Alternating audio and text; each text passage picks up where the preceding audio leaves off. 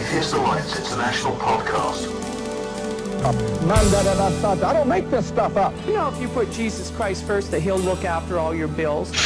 It's not fake, it's faith.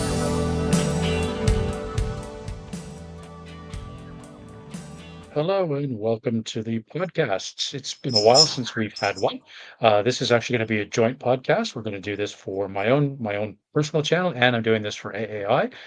So because I think the guest today, Mubarak Bala, has some very important things to tell us. So I'm going to be sharing that on both platforms, both again mine and the AAI platform. So again, today's guest is Mubarak Bala. If you do not know who he is a Nigerian activist who was imprisoned for 5 years for a Facebook post. So he's here to tell us about his life and what led to him being sent to prison for 5 years, the impact that had on him, his family. I would just like to give a shout out to the organizations, so to AAI, to Humanist International, to other organizations that helped while Mubarak was in prison, helping with legal fees, helping with money for his family. We would like to extend our sincerest thanks to everybody who helped to do that. So let's turn it over to Mubarak. So Mubarak, in 2020, you made a Facebook post that got you arrested. So can you maybe just give us a quick introduction to yourself, and do you recall what that post was that got you arrested? I'm sure that's seared into your memory. So just maybe just give us a brief intro, and then we can go into what's happened to you in the last several years. Okay, thank you, Jason, for having me. And welcome. before I start, gratitude to all those out there, individuals and organizations that contributed in time, in resources, in hours, and sometimes even risking their safety to show solidarity towards me, especially when with the Humanist Association here over there in Nigeria. I'm currently living in Germany. So thank you for everything. Thank you. My name is Muhammad Mubarak Bala. I was born in northern Nigeria, Kano State, which is at the very edge of the Sahara Desert, which is the Sahel region, the most dangerous region now in the world, unreported region in the world. So I was born a Muslim, and in my teenage years, I got to understand science, and it led me to where I am today. I became an outlier right from day one, because in my society, hardly would you find an individual being educated in both the Islamic and the Western education. So my father thought, according to the Muslim Brotherhood doctrine, to educate his children both ways so that you can help the religion in due course as you find yourself wherever you're supposed to represent the religion. So if I became a pilot and there was need for some jihad, I should be able to work towards that. If I became a doctor, then I'm a doctor for Islam. If I became an engineer, I'm an engineer for God, for Allah. So I had both advantages, and which now became a conflict in my synthesizing brain right from teenage years. It doesn't make sense. While one section of the doctrine is indoctrination and threats and beatings, no one is threatening me on the morning sessions where I get to know 1 + 1 is equal to 2. So I get beaten if I don't wear the hat. I get beaten if I don't dress properly according to the culture. And if I ask too many questions, or if I express doubts, I get beaten. And my questions were always weird to the clerics. Even right from childhood, I asked my father. I could remember asking my father at a very young age, how did God made himself, and how did he came about? And if I even asked a ridiculous question, that he turned to look at me like this, because I asked him, what if another God made himself earlier than God? This was a toddler asking questions, and I could remember vividly. And I was wondering, how could God make himself earliest than any other God and then becoming the God himself? So this is my background. And the Sharia region of northern Nigeria is an untouched region up till date. It's not, it's a pristine cultural region where Even the British avoided it. Even the empires of the world avoided it. The Ottoman Empire never reached our region from the Sahara Desert. It just stopped at the Mediterranean edges of the Sahara Desert. So we haven't had any penetration from the outside world from the north, and we haven't had any penetration from the ocean when the British came. So they allowed the system to go on as it is because it was better to colonize in a way through the leaders, the the traditional leaders. So this is a region worse than Afghanistan in terms of all the indices, all the statistical indices were the worst in education, especially for the girl child. We are worse in child marriages. We are worse in poverty. We are the poverty capital of the world for quite some time, which is one of the posts that got me in jail because I said why we are in this poverty situation is because we have a high birth rate, we have this, we have that, and then there is no Allah. Allah doesn't exist. So we are trying to give the Islamic religion the numbers while there is no God to help us. And it irked some Muslims. And I think it's because I posted it in Hausa, but we'll go to that. So let me continue with my background. So in my teenage years, I got to question my religion, but I wasn't confident. So I was not sure, but I knew there was some loopholes there.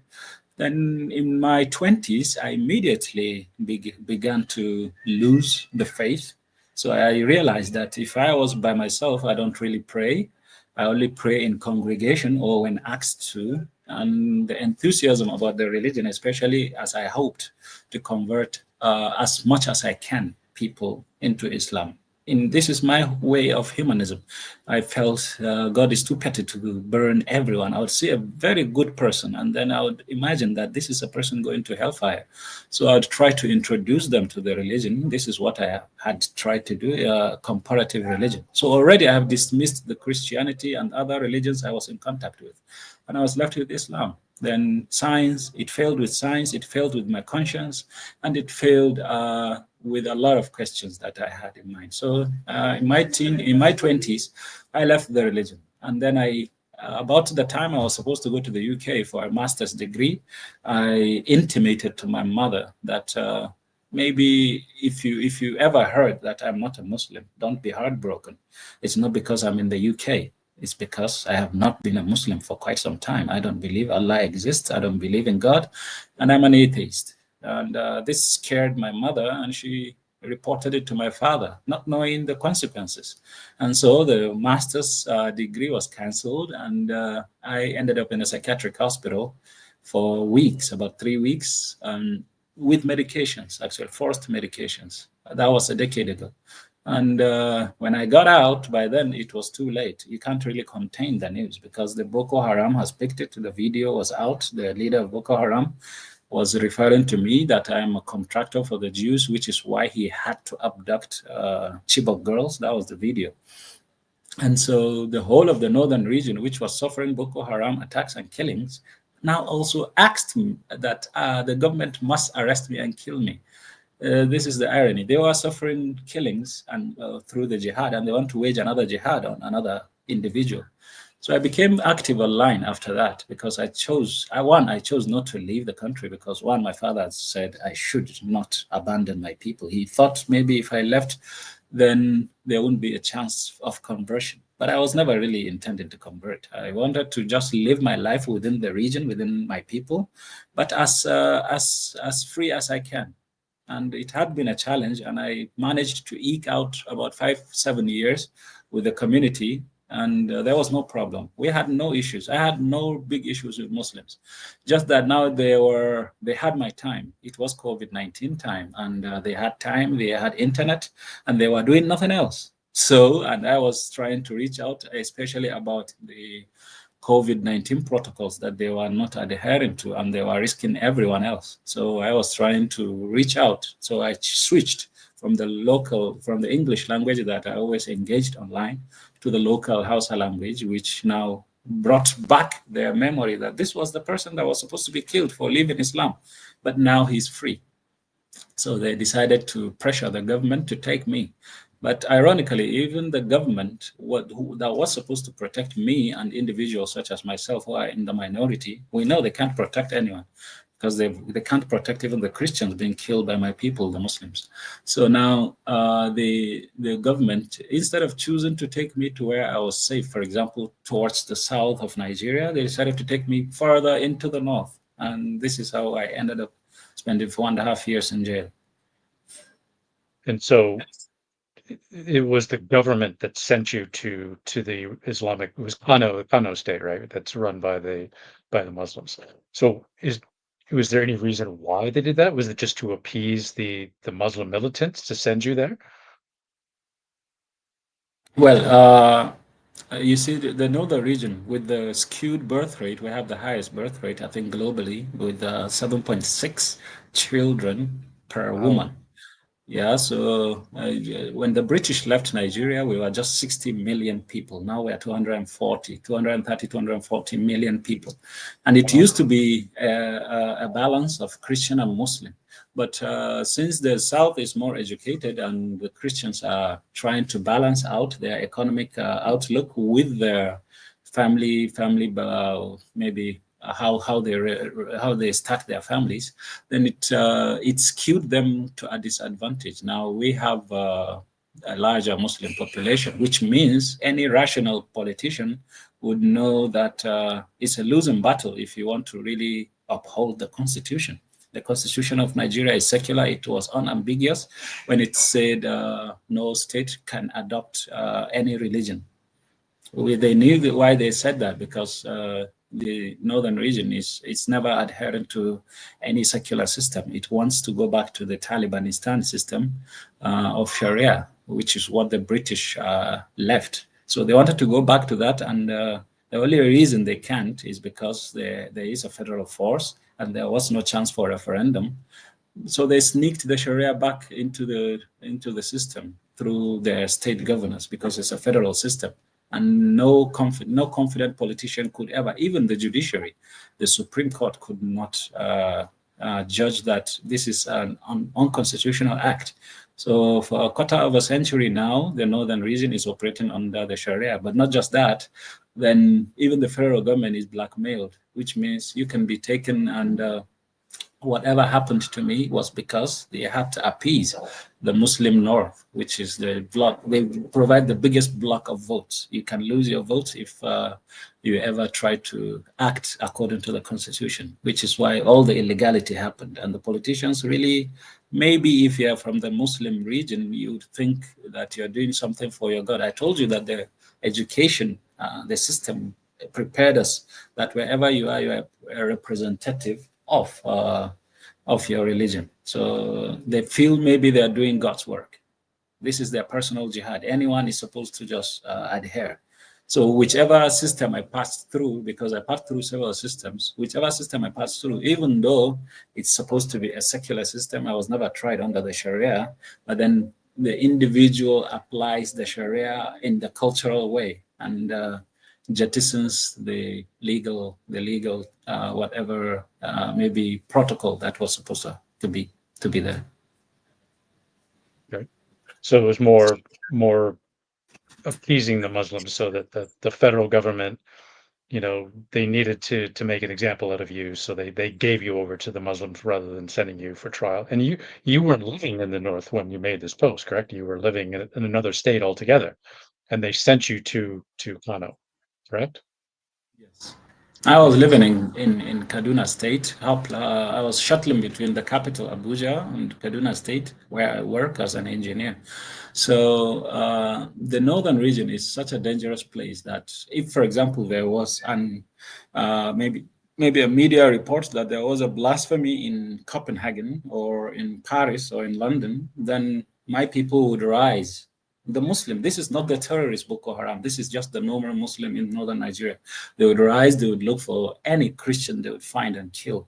If they can't find Christians, then any non-Hausa person they could find. They would just ask you to recite the Quran. If you can't, or just speak in Arabic. Or if you don't look like our people, or if you don't dress like our people. So this is how dumb the region is. But then this is the government that would take me over there for trial. There are several times that such trials ended up with the blasphemer killed. whether sometimes it's in the police custody, sometimes they'll scale through into the prison and catch the blasphemer and behead him. I could remember on an instance, they spared the head of the blasphemer and they went around the city, holy city of Kano, parading the head and singing songs of the jihad about how they are just the warriors of Allah, the warriors of Muhammad. And this is a person that has lived all his life in the region, in Kano State. So it happened that taking me there is actually the biggest risk I've ever faced. It's the biggest trauma I've ever experienced, because it means whoever knew who I am, because I was active online over the years, want to make a presence that I exist, and the society has to make place for me. They have to adjust their mentality and tolerate my existence in the community.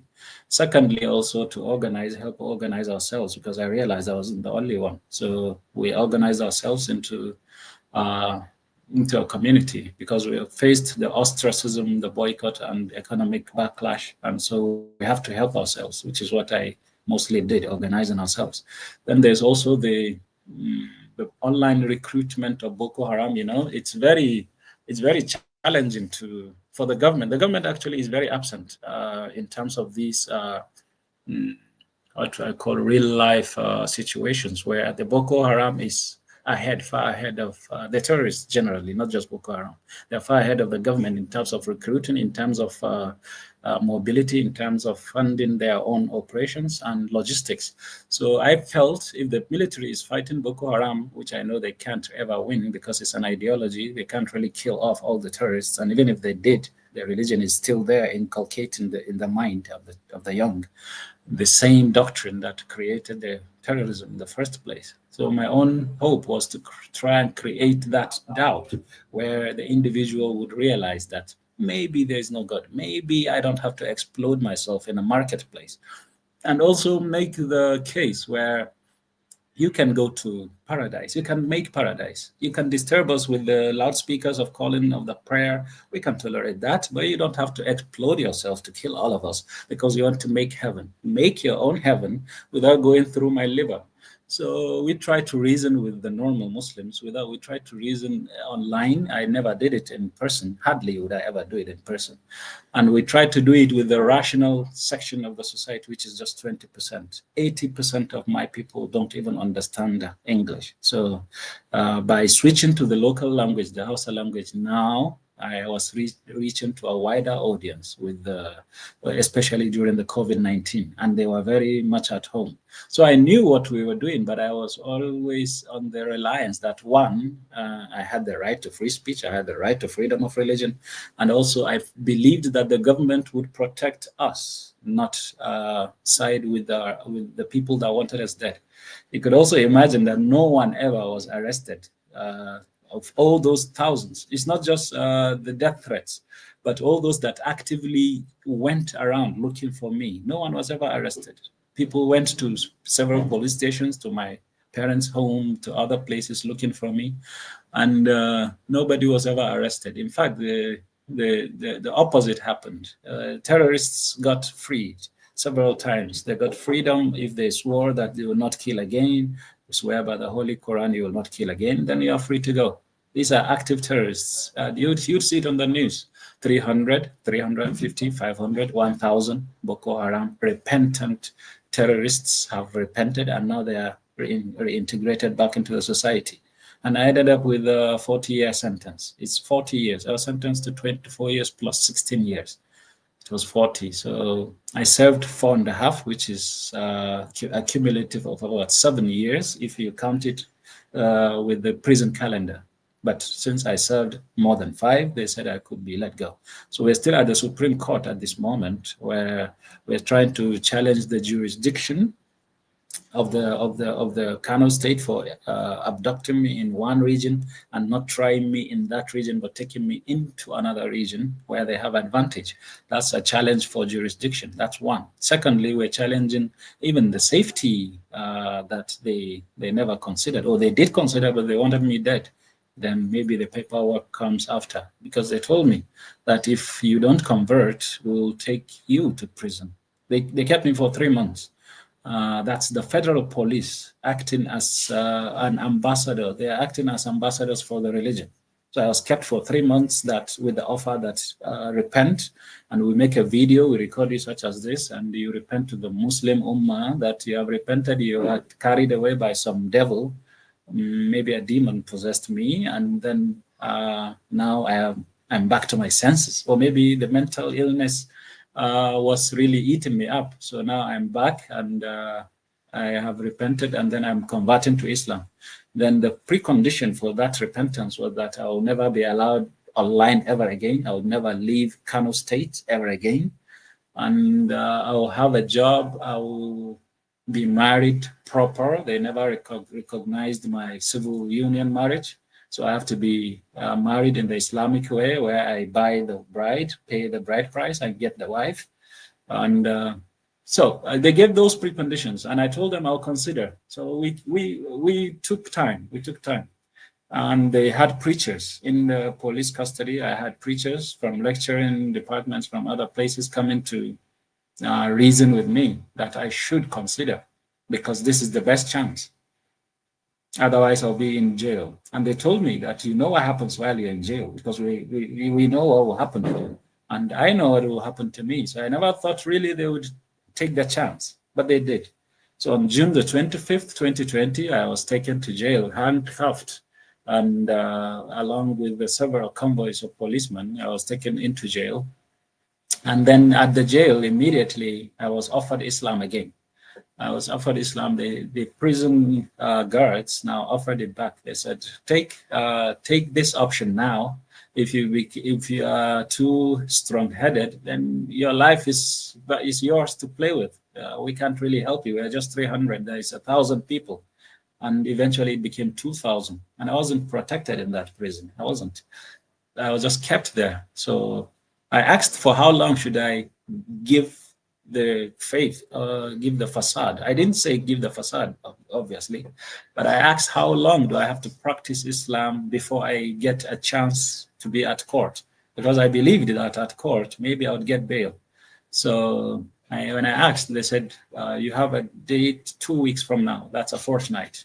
So I felt maybe a yoga for a fortnight wouldn't be bad, just to save your life. And so I went with the plan: 2 weeks being a Muslim, 2 weeks having to pray along with the Muslims, fast along with the Muslims, and do whatever practices. So I came as Mubarak. I can't really hide it. It's my name. So I can't be anything else in a prison where almost 100% are Muslims. And so I joined in the prayers, I joined in the practices, and I waited.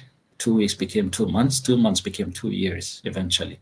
But over the months, over the years, I chose not to practice, because eventually I had access to legal counsel. So I told them, I don't really want to be Muslim, and I'm not protected. And also, lucky for me, we had to go with a narrative, I and wardens, that if they asked what was my case, because people eventually want to know what brought you, then they brought a plan that I am just a politician that stole 2 billion naira. And if I stole 2 billion naira, then it gave me a big prestige, where I get safety, I get good treatment from inmates, and they give me a lot of respect. So instead of maybe death threats, and now I got respect. People wash my clothes, people wash my plates. Not that I really wanted it, but they just come. If they see your cheeks good and they think your skin is good, they believe you're good. Maybe you could help them with some morsel of food, or maybe if you are free, you'd be sending some help towards their way, or especially towards maybe bail conditions or lawyer legal representation, because the prison is just for the poor. It's not for the rich. There are only And poor people. the guards didn't like tell the prisoners that you were there for blasphemy charges. They Yeah, well, kind they of were kept it in. professional with that. They were very professional. So we kept the facade that I'm a politician that stole 2 billion naira. And it kept on until, I think, gradually, because that was during the lockdown, so there were no courts. And so gradually, and I realized that I'm not converted to Islam. I had no access to lawyers, no phone calls, because others were going to court, others had phone calls. I had none. I was just there for months. So I wrote a letter to the heads of the prison challenging my incarceration, that if he said I'm here for a trial, let's go for the trial. And I'm not really up for the practice. I'm given the facade that I'm a Muslim, while I know I'm not. So I think around towards the end of the year, they allowed, that was 6 months after, that's 9 months after my abduction and 6 months after my jailing, when I was introduced to the prison. So I had access to a lawyer and I told him my situation and we got a plan. And I was even taken to court. But when I was taken to court, then a surprise came that the judge never really wanted to have me there. He told me that I'm not really for trial. I'm just there for wait. So I had to wait further 2 years until I had my day in court. He could have given me a bail right there because of my safety, but they chose to But he didn't. just keep me there. Yes. So at what point did you lose faith in the whole system? Like you were saying, like you never expected to be sent to Kano. You expected that this is a secular government, that you have freedom of speech. So where in this process of weeks and months, when did it finally dawn on you that, this whole system is broken and corrupt and that you're now locked into a situation that is dire? Okay, that's when I wrote the letter. This is where I have to conclude that. So I wrote a letter that protesting my incarceration, and I threatened to go on hunger strike. I said I will go on hunger strike, and beyond that, I will go on maybe just identifying myself in the prison. Then it's your own security situation. You can handle it your own way.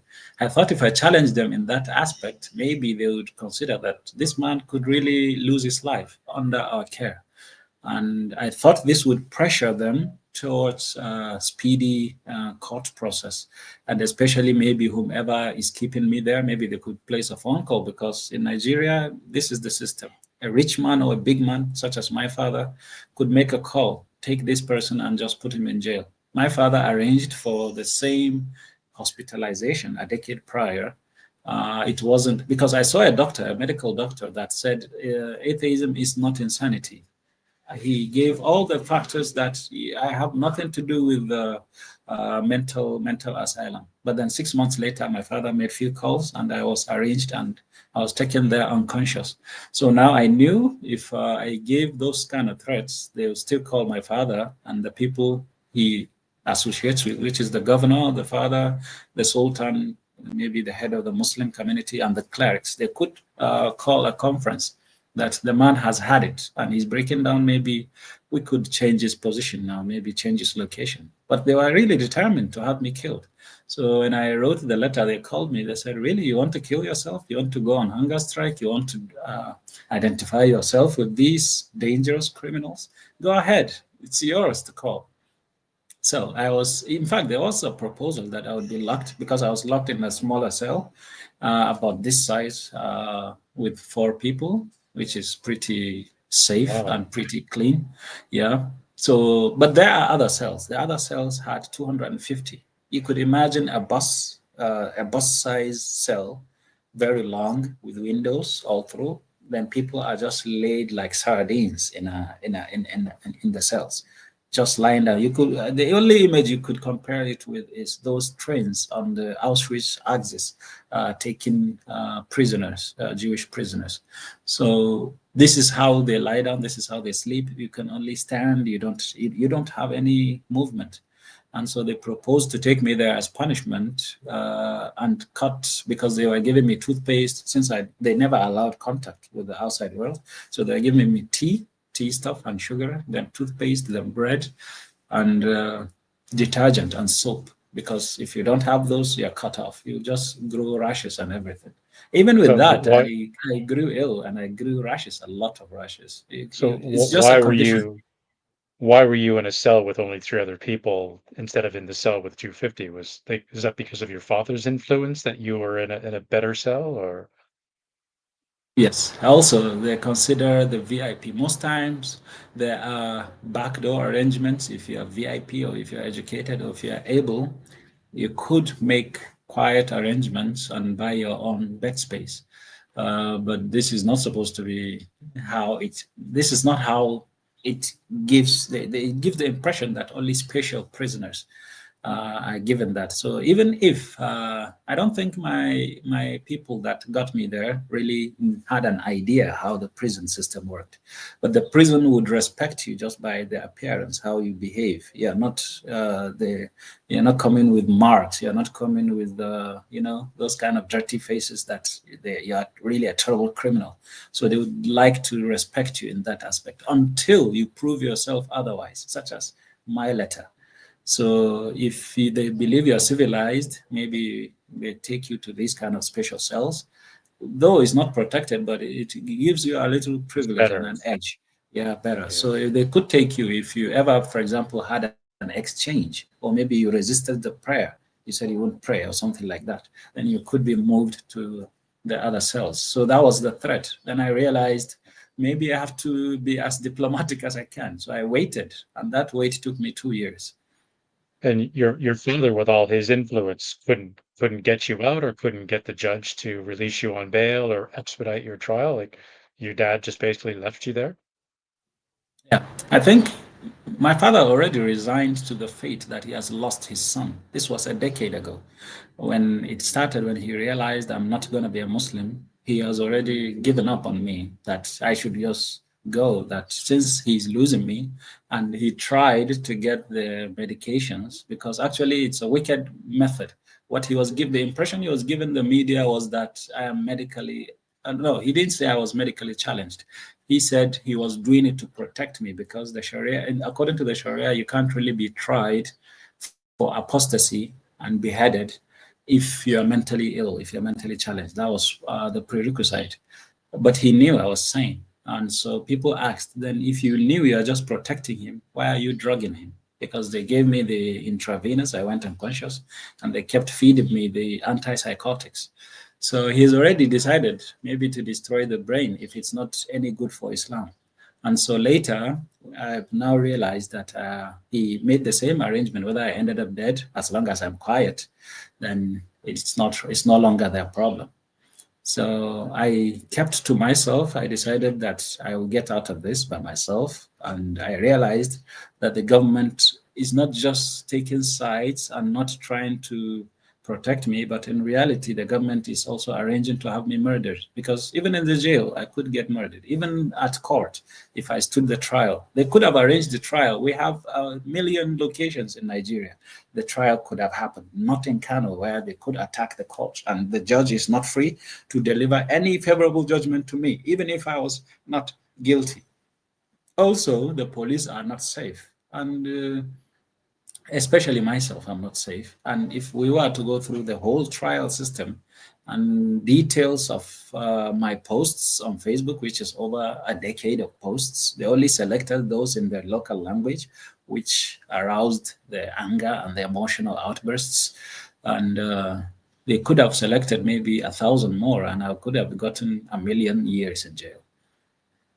And all this from the religion of peace, that they're threatening your life, they're threatening your safety, taking away your freedom of speech, threatening the judges, all this from the religion of peace. Exactly. So, Exactly. so how did I would presume that, like, when you were first, there must have been some moments where you were very fearful for not only your safety, but for your life, that, you could have been beaten, you could have been killed each at any time. Like, you never know when it's going to come. Like, you must have been living in constant fear, or did it at some point you just kind of gave up and, like, if it comes, it comes. And, like, I can't live under this constant stress and always worrying.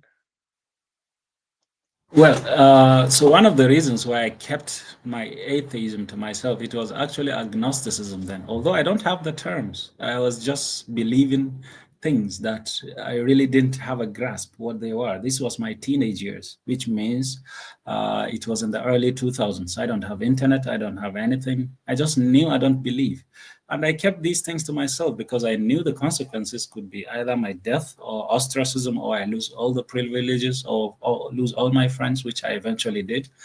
And maybe you can't ever marry maybe the person from your culture or from your tribe as normal as it could be.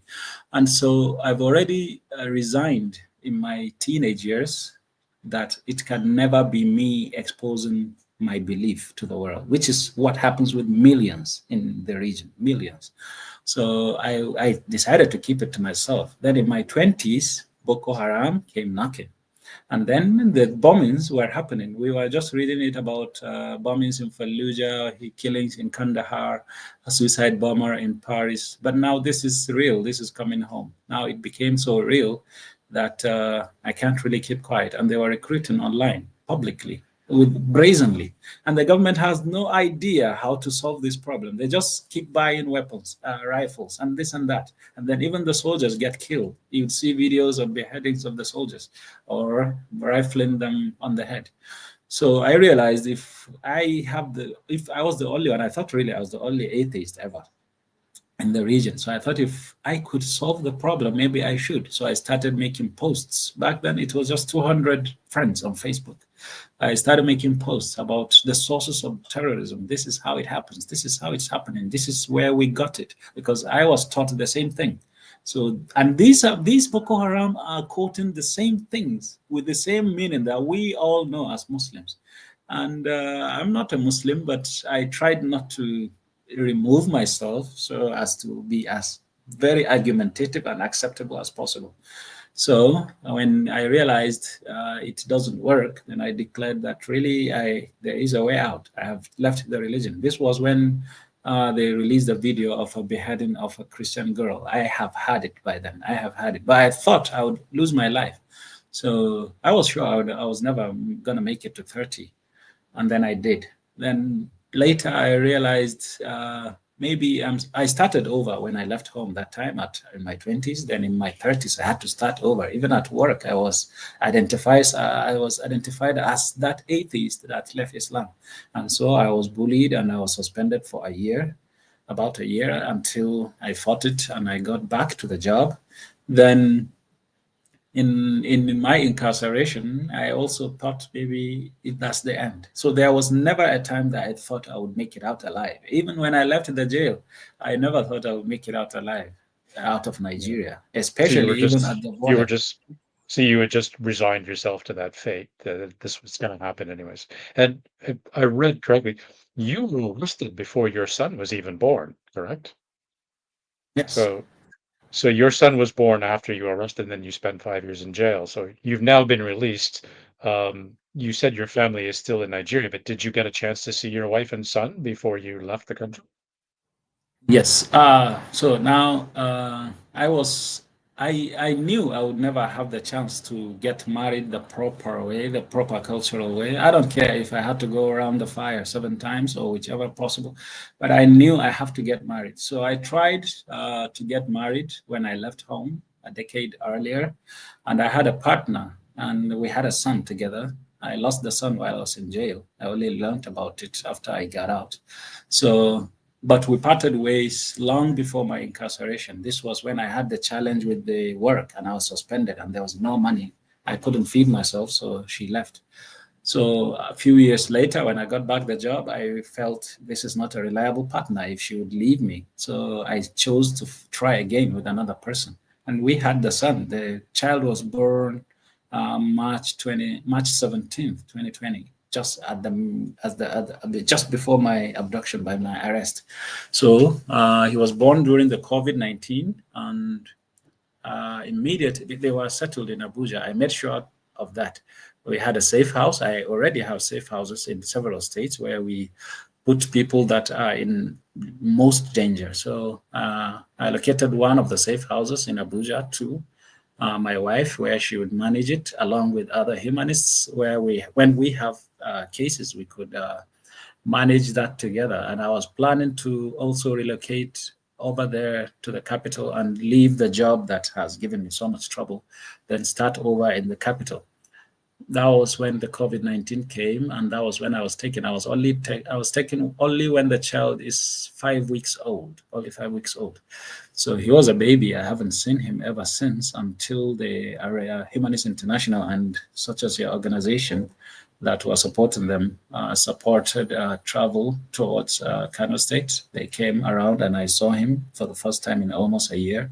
And I never saw them again until the following year. I think I only saw him only 3 times. So I would just see a baby like this, then the next visit he's like this, then the next visit he's like this. So I only had the chance to see him a few times. Then he's already a grown little toddler. So when I transferred after I pled guilty, I got the 40 years sentence. So I transferred out of Kano State to Abuja, which was one of the strategies just to get to safety where I can get medical checks, I can get medical help. I got so ill, also where I can be more accessible to them, my family. And so I was in Kuje prison from 2022, September the 6th, up until August the 19th, 2024. So I had access to them. We now correlated very well, and I now got more privileges than I had in Kano. So we got along fine. And immediately after my release, even though there were gaps where, now I'm an identified atheist and she's a Muslim. And so we have issues with that regarding the union. So even as I came out, we couldn't manage to live together because she's living with her parents. And so I had to just manage and stay close where I can have access. And this is how we managed the 9 years until the 9 months until I got the process to relocate here to Germany. And it's still a work in progress. I hope maybe we end up together. But if it doesn't work, then I'm resigned to this kind of fate that maybe that's how good it was ever going to be, because I tried with a partner and I failed. I tried again and I failed. And it doesn't work when you are not a Muslim and you are married to a Muslim. And the cultural attachments and the tribal attachments is still there, where you still feel that those are the people you're supposed to marry. But if the conditions couldn't allow for that, then maybe it's time to move on. But I'm still in the beginning of the program, and I hope to get maybe residency, and then we see how things go. Yeah. Oh, I'm reminded of that phrase that freedom isn't free, because you've been fighting for these freedoms in Nigeria and it's cost you everything. Like your freedom, being there with your young son. Now you're separated from them, trying to get asylum in Germany, trying to get visas for them to come and join you. So it's cost you a lot to stand up and fight for freedom of conscience and freedom of expression. So you're definitely a very brave man. So how did you actually end up getting out of jail then? So you said you served 4 or 5 years of this 40-year sentence. So did they just want to get rid of you, like because you were a thorn in their side, and that they figured you'd learned your lesson, or that your lawyers were fighting to get you released? So can you just maybe give us quickly how you managed to get out of a 40-year sentence after 4 to 5 years? Okay, so I could have gotten out immediately after the sentence if my lawyers had applied for bail, because there is a chance that if you are protesting your sentence, then you could apply for bail at the appeal court immediately. You get it. I don't know how they failed to do that. But although there are frustrations with access to the legal system. Even the appeal court was supposed to be in Kaduna State. This is how it has been since the colonial times. But immediately, Kano State had me. They decided to convert a building to an appeal court. So this is so that because the moment you leave Kano State, then I have a chance. So they situated an appeal court where they could just make the arrangement where the federal court has to now also sit in Kano State, which this one was the factor that took us so long to get the release. So, but the court being situated in Kano is not really free to administer any justice beyond what they can, or without maybe creating the impression that they helped an enemy of the religion. And so they were sitting, I think, 2-1, most two Muslim judges and one Christian. And I could assume that the Christian is in Kano State, housed in Kano, so he cannot deliver any neutral judgment. So they said maybe the 5 years are enough for a blasphemer and an apostate. And one reason is because I could have still been tried while I was in that trial for apostasy. So it's really the best chance to get out and leave Kano, leave the Sharia region. Because if it's another trouble, it's not really that they could get to carry the sentence. The logic is to keep you as long as possible. And they tried that. They had 5 years out of my life. And my hope, as we just recorded that program just today, I was inquiring, okay, now I don't really want to remain forever away from my country, because my work is there, my soul is there, my heart is there. In the figurative speech, there is no soul. So I said, how does it happen that I can get paperwork where I get to come to Germany without requiring the visa and whatever? Then I can be going home and then alternating to and fro, where I can go and do my work when it gets hot and I maybe touched too much buttons, then I flee away and maybe gather back my energy back in Europe. So I inquired about that, and they said it's a possibility, because I really want to go home. I don't want to stay forever away from my people, although the internet would provide such an avenue. But I also want to run for a political office, hopefully the highest political office, because I hope the trajectory of Nigeria is very dangerous. We are on a very dangerous trajectory. They don't really see it. There was a letter I wrote to a president about a decade ago or more, about the Almajiri system, about all the, this is before Boko Haram started. I wrote that this is what could happen. There could be breakdown of laws and order, and we could have a Somalia in northern Nigeria. And it came to happen. And I'm now seeing that with the insecurity on the Sahel region, from the Senegal axis towards the Somali axis, that is the Sahel region, where Al-Qaeda, ISIS, and all those people killing indiscriminately Christians, Muslims, and everyone else, quoting jihad verses, raping women because the Quran said you can rape them if you abducted them. So I hope to go back and bring about the change in person. And I believe even if I don't win, making the presence matters, because now it expands the very narrow horizon of thinking my people have, that the world just stops with Saudi Arabia, or so the world just stops with the Christian system, where it has to be either Muslim or Christian. Even as I identify as an atheist, then they would ask, okay, you don't believe in anything, so what is stopping you from killing people or becoming a bad person? One of the reasons why, yeah.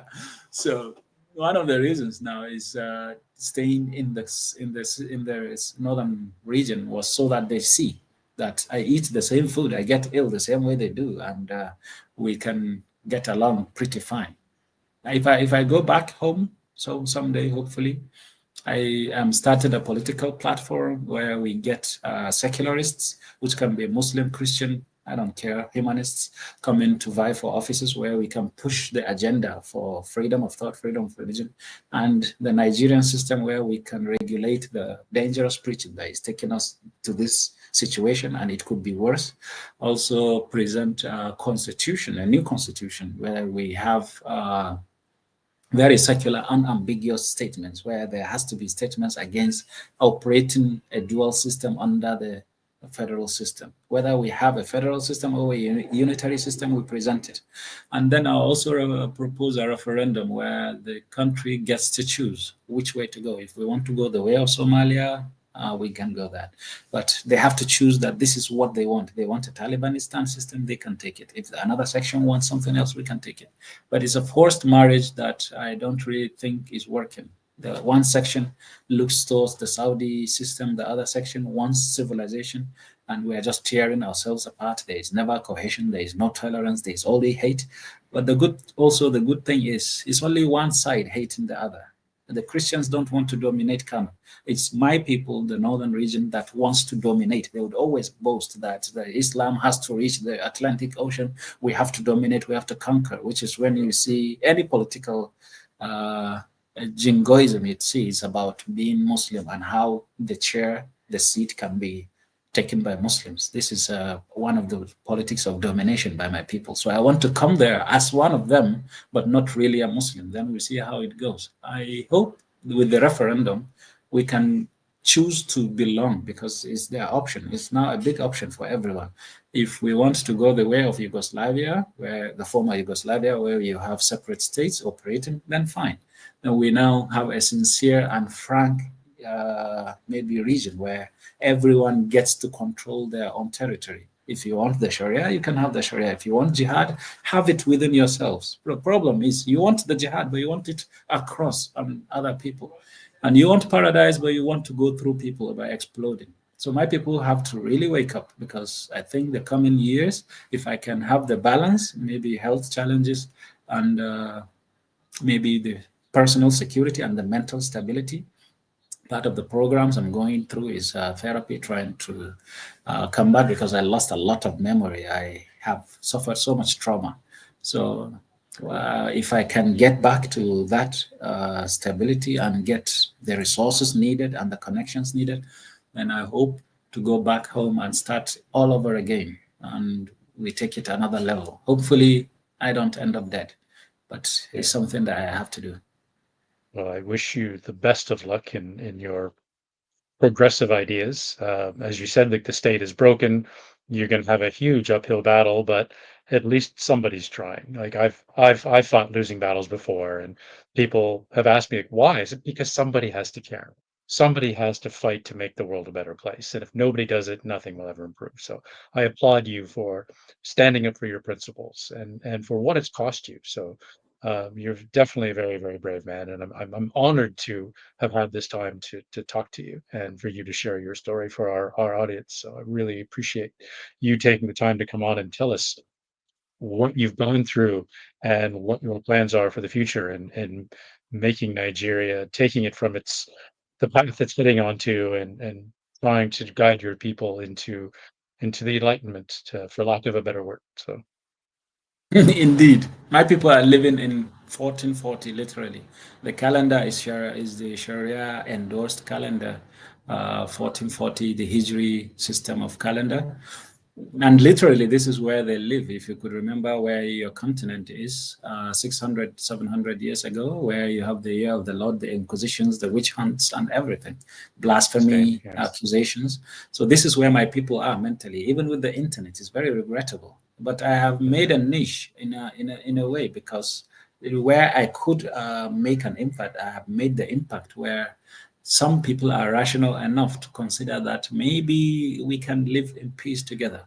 Maybe the paradise could be something to pursue in your own personal space, in private, and you don't have to kill others to get or hate others. I just saw a post on Facebook last night where the movement is just an impressive movement that started, where Muslim youth are coming together with Christian youth, trying to bring a cohesion. And then they went about bringing this message to the clerics that have over the decades preached hate.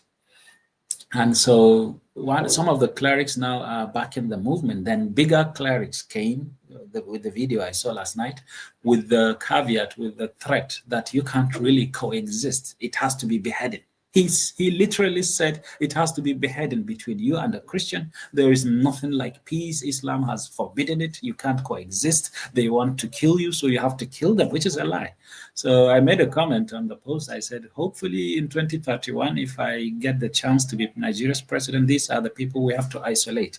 I've had the chance in a decade prior, when I wrote a letter to the then president, how to curtail a possible terrorist organization and terrorist movement in northern Nigeria. The president took it serious because he's a Christian, and started a system where he was inculcating the 12 million Almajiris into proper schooling system and dormitories. You know, we have 12 million children just roaming about in northern Nigeria with nothing to do but beg and recite the Quran. So I had that chance. I brought some sanity into the president, because I tried with the governors over the years. I couldn't achieve anything. The northern Sharia governors, I tried so much. Then the president now did it. But immediately 3 years later, he lost the election. And a northern president came about, and he abolished the whole program and said, no, the children have to roam the streets for another decade. So now they were just 8 million Almajiris when we started. Now there are 12 to 14 million Almajiri children.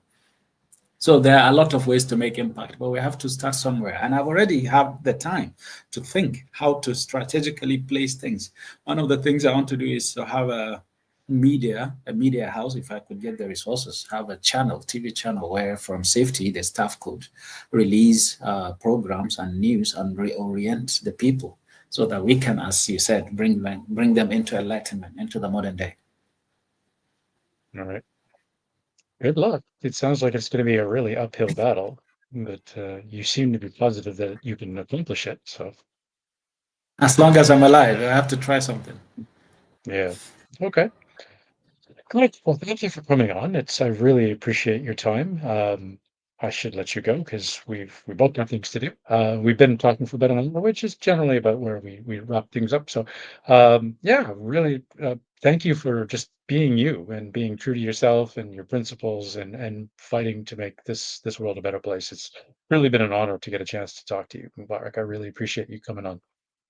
Thank you, Jason. Thank you. The pleasure is mine.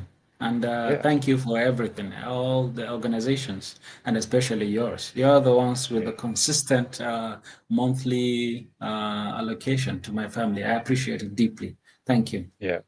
Yeah, you're very welcome. It was the least we could do to help somebody, on the front lines, fighting the battles. So the least we could do was to help out. So, and to our donors as well who sent in some money. So thank you to that as well. Some of the money came from our own funds, but also some of it came from the people who sent in money. So we definitely want to thank everybody, and including the other organizations and individuals who contributed. So thank you very, very much for helping to keep Mubarak's family from starvation and homelessness. So really Indeed. appreciate that. Indeed. Great.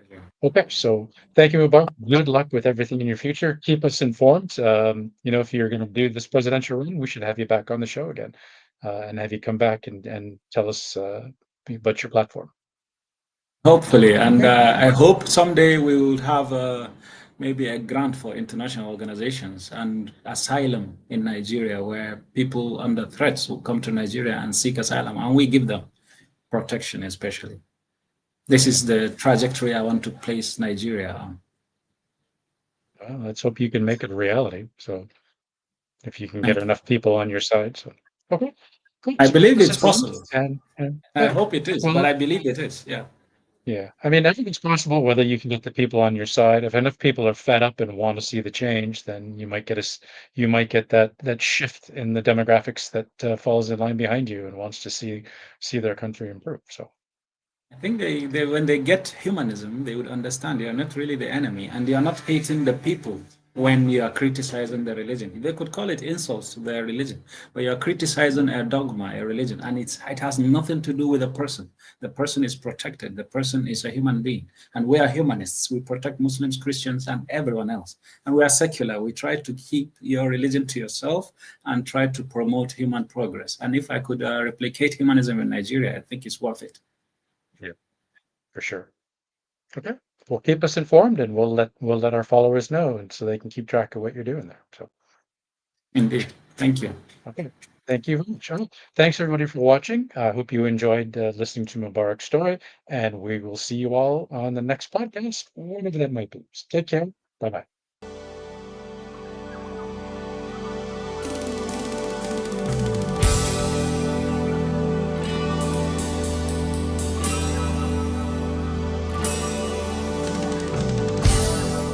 Okay, thanks for listening, and don't forget we're on YouTube, so follow us on YouTube. Just search for Atheist Alliance International and please subscribe and hit that notification bell. We're also on all of your favourite podcast platforms, so make sure that you follow us on there as well. See you next time.